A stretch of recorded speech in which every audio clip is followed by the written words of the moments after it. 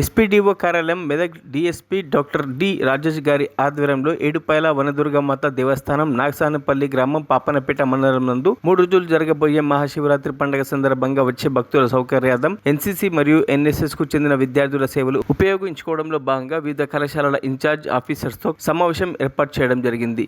ఈ కార్యక్రమంలో మెదక్ జిల్లా కళాశాల principal doctor K Hussain, Telangana రాష్ట్ర tribal welfare college NSF program officer Sharath Deepika, NSS program officer Manjula, Vellanki degree కళాశాల ప్రోగ్రామ్ ఆఫీసర్ సోమనాథ్, ప్రభుత్వ డిగ్రీ కళాశాల ఇన్ఛార్జ్ డాక్టర్ సుధాకర్ తదితరులు పాల్గొన్నారు.